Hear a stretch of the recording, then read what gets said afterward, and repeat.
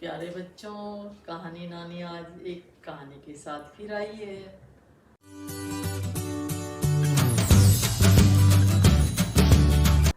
आज बच्चों हम लोग शेर और चूया की कहानी सुनेंगे। बहुत समय पहले की बात है। जंगल का राजा तो शेर होता ही है। तो शेर एक गुफा में रहता था और उसी गुफा में एक छोटी सी चूया बिल में भी रहती थी उसी गुफा में।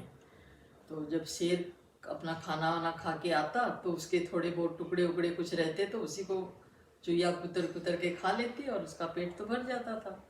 वो तो बड़ी खा के मोटी ताजी हो गई एकदम। तो बच्चों एक बार की बात है, शेर दोपहर में आराम कर रहा था और चुईया को भूख लगी तो बाहर निकली। उसने थोड़ा अपना जो खाना था खाना खा लिया। फिर वो शेर के ऊपर उछल कूद करने लगी, कभी पाँव पे घूमे कभी पेट पे घूमे। और उसके तो खूब फर वाले उसका बदन होता है ना, खूब एकदम उसको तो आनंद आने लगा। वो इधर से उधर उधर से उधर धमाको चौकड़ी मचाने लग गई। शेर की नींद खुल गई तो उसे बड़ा गुस्सा आया। उसने उसको एक पंजे में पकड़ लिया। बोला, अरे तू मुझे इतना परेशान कर रही है, मैं भी तुझे मार दूंगा। तो बोलती है कि नहीं नहीं नहीं शेर भैया, मैं तो छोटी सी नन्ही सी जान हूँ, आप ही के साथ रहती हूँ। तो इतने दिन के साथ की वजह से मुझे आपसे बहुत प्रेम हो गया, तभी मैं आपके साथ खेलने के लिए आ गई। तो मुझे मारिए मत। तो शेर भी बोला ठीक है। फिर बोलती है कभी ज़रूरत होगी तो मैं आपके काम भी आ जाऊंगी। आप तो जंगल के राजा हैं ना, और मेरा सौभाग्य है कि मैं आपके गुफा में ही रह रही हूँ इतना दिन से। तो शेर को मन मन में हंसी भी आती है कि बोली नन्ही सी जान है और बोल रही है मुझे कि मैं आपके कभी काम भी आ सकती हूँ। फिर भी चलो कोई बात नहीं है, उसे दया आ जाती है, उसको छोड़ देता है। तो बच्चों ऐसे ही दोनों का क्रम चलता था। वो शेर जो भी शिकार करके लाता उसी से वो उसका भी पेट भर जाता था। तो एक बार की बात है बच्चों, चिड़ियाघर के लिए शेर की ज़रूरत थी उनको। तो उन्होंने क्या किया, जाल बिछा दिया चिड़ियाघर वालों ने। और शेर को पकड़ने का जो जाल होता है वो बहुत मजबूत होता है। अब शेर को तो पता नहीं, बेचारे को तो अपना ऐसे ही घूम रहा है। और जाल के ऊपर जैसे ही उसका पाँव आता है और वो जाल में कैद हो जाता है। अब उसको तो ये जीवन में कभी ऐसा तो उसने देखा नहीं, तो उसको तो अनुभव कुछ होता नहीं है। तो वो बहुत छटपट करता है, बहुत दहाड़ता है, जल्दी इधर से उछलता है उधर से उछलता है। जैसे जैसे वो मूवमेंट करता है वो जाल सिकुड़ते जाता है।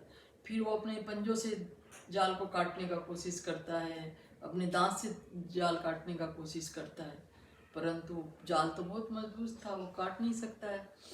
और ऐसे इसी प्रयास में उसके पंजे भी घायल हो जाते हैं, खून आने लगता है, दांतों से भी खून आने, मसूड़ों से भी खून आने लगता है।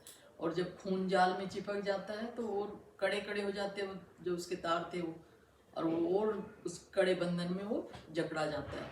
और वो जब बहुत दहाड़ता है तो जो चुईया थी उसको भी उसकी आवाज़ समझ में आती है। बोली भाई क्या बात है, ऐसा तो कभी होता नहीं है जंगल में, आज ही अनोखा क्या हो रहा है, वो इतना देर से क्यों दहाड़ रहा है। तो जल्दी से बाहर निकल के आती है, फिर देखती है अरे बाबा शेर तो जाल में कैद है। तो वो आके चुईया जो आती है उसके पास आती है, बोले कि महाराज ये आपका हाल किसने बना दिया। तो बोले भाई मुझे तो पता नहीं था, ये जाल देखो मैं इसमें फंस गया हूँ, अब निकलने की कोशिश कर रहा हूँ। तो जितनी बार कोशिश करता हूँ उतनी बार और टाइट हो जाता है जाल। तो बोली महाराज महाराज आप एकदम दहाड़ना बंद कीजिए, और इतना दहाड़ेंगे तो शिकारी लोग जो है वो जब आवाज़ सुन लेंगे आपकी तो दौड़ के चले आएंगे, और मैं भी जाल अगर काटना चाहूँगी तो मैं भी घबरा जाऊँगी। तो मैं आप चिंता एकदम मत करिए, मैं अभी आपका जाल काट देती हूँ मैं। तो शेर को मन में थोड़ा तो बेचारा डरा हुआ तो था ही कि भैया तो शिकारी आएगा मुझे पकड़ के ले जाएगा। मैंने तो अपना जो प्रयास करना था कर लिया, मैं खोल तो नहीं पाया इस जाल को, परंतु कोई बात नहीं है, जब ये बोल रही है कि मैं जाल को काट देती हूँ तो चलो भाई इसी का ही आश्वासन जो दे रही है उसी पे भरोसा करते हैं। और वो शांत होकर बैठ जाता है। फिर चुईया बेचारी बहुत जल्दी जल्दी कोशिश करके अपना जाल को काटना चालू करती है। और उसके भी दांत तो छोटे छोटे थे बच्चों, चुईया के दांत तो, चुईया भी छोटी सी थी, दांत भी छोटे थे, तो उसके भी बेचारी के खून खून आने लग जाता है, परंतु वो प्रयास को छोड़ती नहीं है। और शेर उस जाल से निकल पाए, इतना सारा वो जाल काट देती है। शेर जब बाहर आज़ाद होके आता है तो बोलता है इसकी बेचारी की एकदम बूम में से खून आया हुआ है, तो बोलता है इसको इसे सहला के प्यार करता है, बोले बहन ये तूने तो बहुत अपने को जख्मी कर लिया है। तो बोली महाराज कोई बात नहीं है, आप जंगल के राजा है, मैंने आपका लाया हुआ भोजन से ही इतना जीवन अपना यापन किया है, तो अगर मेरा बलिदान भी हो जाता तो भी मुझे कोई अफसोस नहीं होता। आप आज़ाद हो गए, ये बहुत बड़ा इनाम है मेरे लिए, आप जल्दी से अब यहाँ से दूर चले जाइए, नहीं तो शिकारी आपको पकड़ के ले जाएंगे। और ऐसे करके बच्चों दोनों जन वहाँ से चले जाते हैं। तो इससे हम लोगों ने क्या शिक्षा करी ग्रहण, कि भी शिकारी जब जाल में उसको फंसा लेते हैं तो वो बड़ा विपत्ति में फंस जाता है। जब चुईया जब उसको बोलती है कि भैया मुझे छोड़ दो, मैं तो आपके गुफा में रहने इसमें रहती हूँ, तो आपकी छोटी सी बहन हूँ, तो उसको हंसी आती है कि भाई वो बोलती है तो मैं आपके कभी काम आऊँगी। तो बच्चों ऐसे नहीं होता है, छोटा है बड़ा है जो भी है सबका अपना अपना महत्व है। एक पुराना दोहा भी है कि भाई बड़ों को देख के छोटों का तिरस्कार कभी भी नहीं करना चाहिए। अगर आदमी तलवार का सम्मान करके सुई का तिरस्कार करे तो ये तो उचित नहीं है बच्चों। जहाँ सुई से काम लेना है वहाँ हम लोग सिलाई जो करनी है सुई से, वो तलवार से थोड़ी कर सकते हैं। सबका अपना अपना महत्व है जीवन में। छोटा भी अपना, छोटा है तो क्या हुआ, उसका अपना महत्व है जीवन का, और जो बड़ा है तो बड़ा होने से भी उसका भी जो महत्व है वो अपना महत्व है।